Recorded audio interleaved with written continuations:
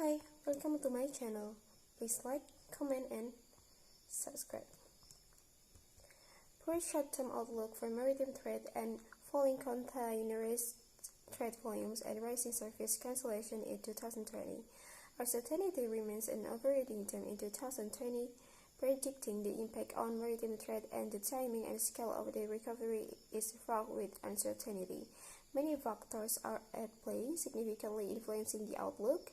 These include the pathway of the pandemic, the effectiveness of the efforts to counter further outbreaks, continued shift in spending patterns, trends in consumer and business confidence, developments in commodity prices, and the ability of stimulus package to give an impetus to growth and put the world economy back on track.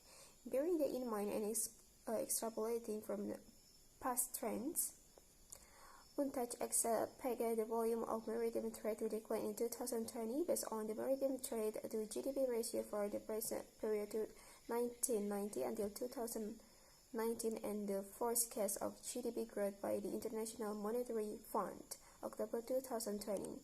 UNTAD predicts that international maritime trade will fall by 4.1% in 2020. Seaborne trade forecast for 2021 also depend on economic growth projection and this vary. Container shipping is strongly affected by the disruption induced by the pandemic, as containerized trade is closely linked to world economic developments, consumer activity, and supply chains. Reflecting the negative impact of the combined demand on supply shocks, volumes are coming under pressure in 2020. The large share of ship capacity inland and the number of services cancelled are a good indication of the slowdown. To provide a general picture, 10% of global vessels carrying capacity was sitting in idle in April 2020. Global containerized trade is projected to contract across all trade routes, with interregional trade faring relatively better than the others. Data available for the first and second quarter of 2020 highlight the impact of the pandemic on containerized trade originating from China across the three main east-west containerized trade routes. Trends involving the Far East, especially the export leg westbound Asia-Europe, westbound Trans-Pacific, contracted in the first quarter of 2020 compared with the same quarter in 2019. These numbers were more pronounced during the second quarter when the slump in demand in Europe and North America was felt.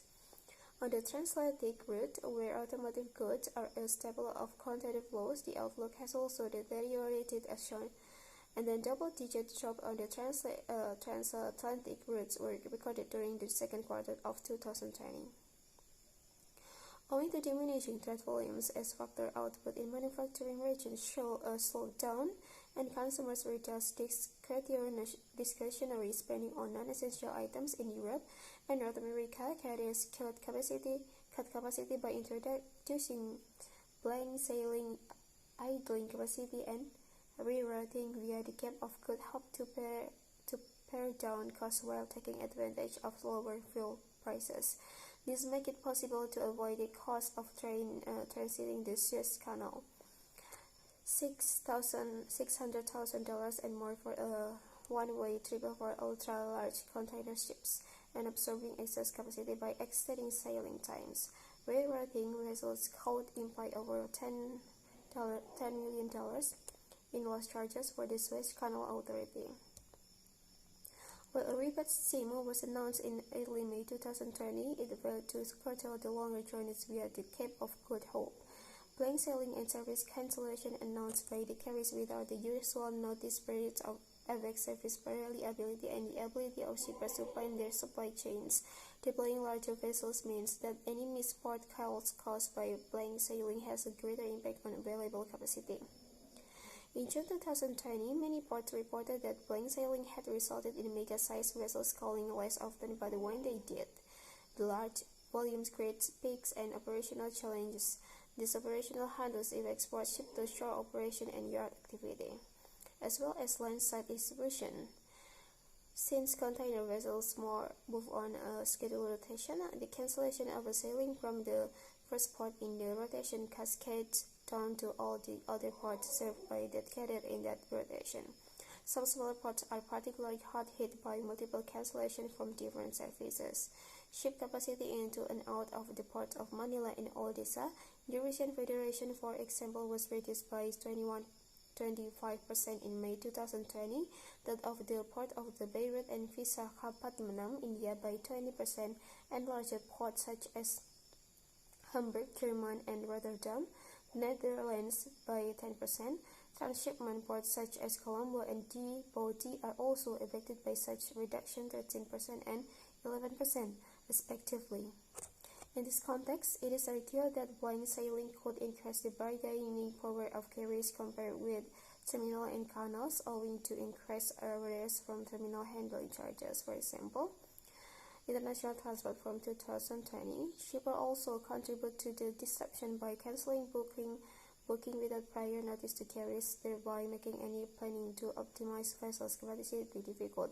At the port level, less traffic sometimes results in the cancellation of work shift without advance notice to inland carriers. The operation challenges are combined and amplified by growing detention and demurrage charges for exceeding free storage time and delayed return of equipment to marine terminals.